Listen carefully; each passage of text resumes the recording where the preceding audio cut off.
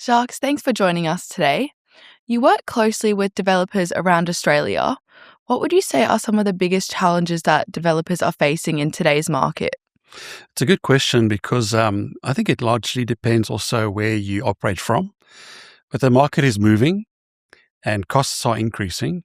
So the real challenge is actually finding a good project, buying it at the right price, and then making the feasibility stack up. So that's one of the biggest challenges. And when you find an opportunity, to be able to move on it very quickly. And if you're dealing with a traditional lender or bank, that sometimes takes very long and they're quite restrictive with what they can offer you. And it takes a long time. When it comes to development funding, timing is really so important. Okay, and when you say restrictive, what exactly do you mean? So when a developer deals with a traditional, say, tier one bank, there's quite a few restrictions as far as the LVR, the loan to value ratio is. For instance, it's quite restrictive on the LVR on the land that they'll give you, or the LVR on the net realization of the project. It's quite restrictive. But also they require quite a bit of debt coverage, in other words, pre-sales, before the project can start. So if you wanted to jump quickly on a project and start quickly, there's a lot of restrictions that stop you from doing that when you work with a traditional lender. But this is now the best part about specialist lending, because outside of the banks, there are some really good non-banks and private funders who understand real-world problems. They can workshop the deal properly, that understand the feasibility and the project and construction, so you can move quickly on those opportunities. Okay, so then where should developers go when the bank says no? Well, there's actually quite a few options, because a lot of developers feel there's only a handful of institutions that can help you with development funding. But we can go to a non-bank. Some of the non-banks are really good in what they offer. We can go to some private lenders, and private lenders can be really good to work with, because in development and development funding is all about timing. If it takes too long to settle a deal, then you can lose the opportunity or even lose money because you haven't started it. You need to move on it pretty quickly. And if you work with private lenders, they've got some really cool products, actually. So when it comes to larger loans, a private lender can move very quickly on that. When I say larger, so anything from $25 to $80 million. They've got more flexibility around their lending criteria. For instance, there's a really cool product on the market at the moment. We call it the pre-OC residual stock bridging loan.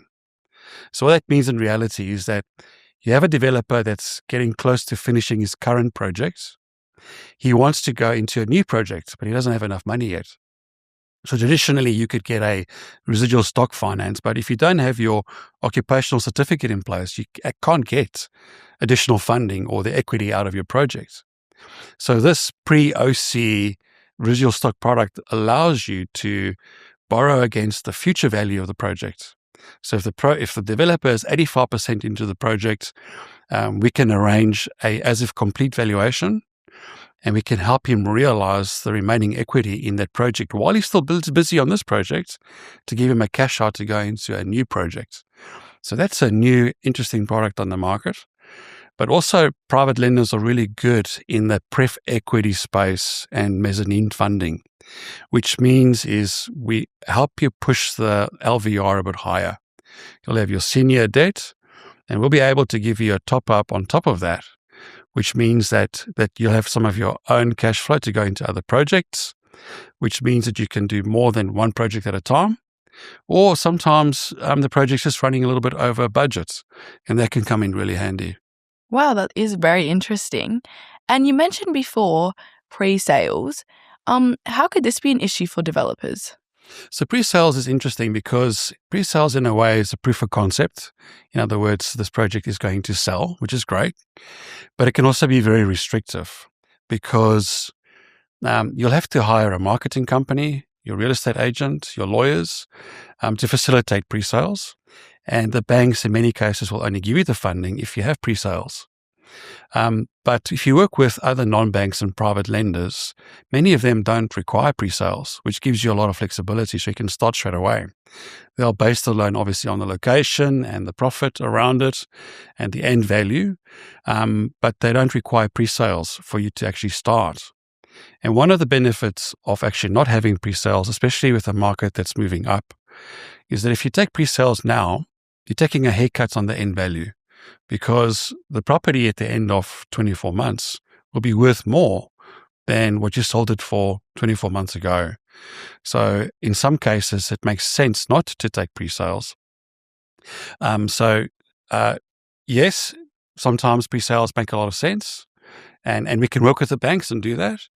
But in many cases, it's too restrictive. Yeah. And I can imagine that's where the right broker becomes important.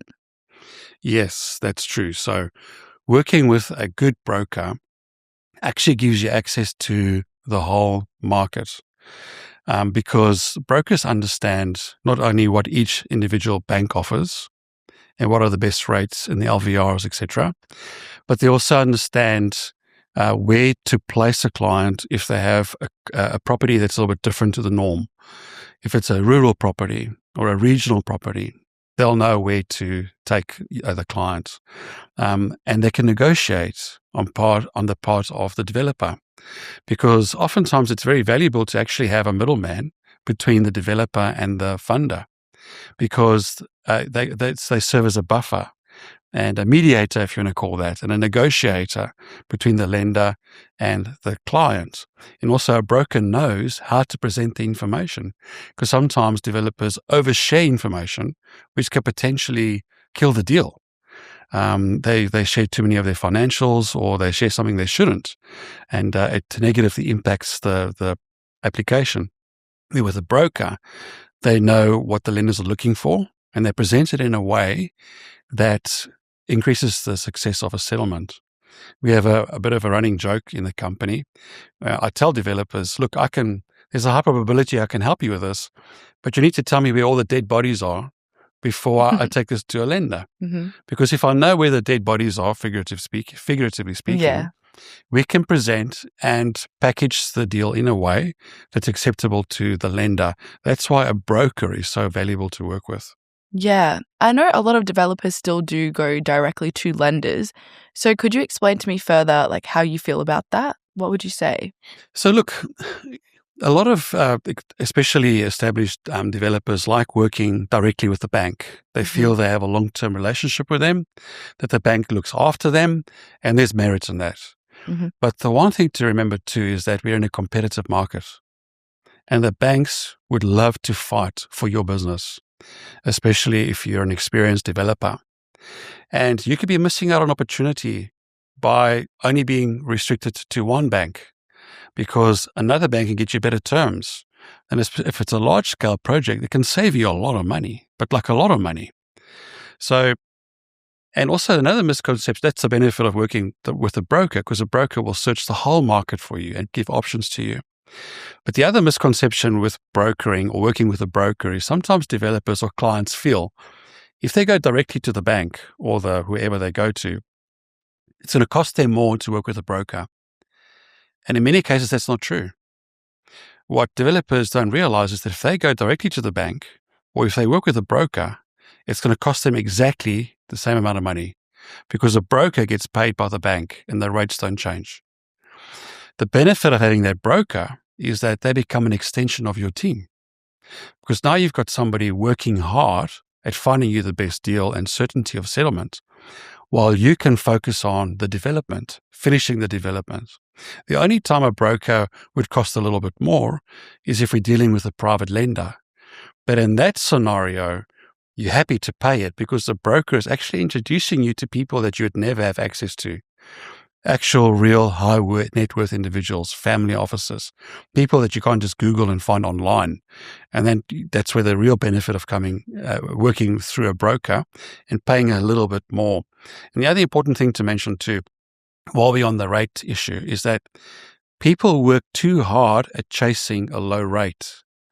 And that could sometimes waste time and even lead to a decline, where it's much more Makes much more economic sense to actually pay slightly more for a deal or on a rate and actually have certainty and speed of settlement, which is very important. Yeah. Okay, so just one last question. In summary, why should developers use your company? Well, there's a few compelling reasons. I think the one big reason is that we've been doing this for a long time, for more than 12 years. So we really understand construction funding well. The other benefit is that we have all the accreditations. So even though we've been talking about banks not being the best, sometimes they are the best. And we have an accreditation with all the banks to get the best deal. Another big benefit is that we're actually connected and work closely with private lenders. So that would include high net worth individuals, wealthy individuals, family offices, and reputable private lenders. And these are people that aren't just available that you can find online. These are relationships we've built over many years. And you'll have access to these investors that can come directly into your deals. The other benefit too is that we're not a one-man show. We've got a team. So if you've got a large development, you can expect 3 to 4 people to work on your deal at the same time to make it settle. And I think the other big one is that we offer speed, we offer service, and we offer a quick answer. It's much better to get a quick no as opposed to a long no or a long process just to be declined at the end. So we can very quickly tell you, look, yes, we can do this or we can't do it. And if we can't do it, the reason why, and if we can do it, the parameters around it, but you'll get a quick answer from us. And if we put an offer on the table or a quote on the table, you can be sure that we can actually deliver on that offer.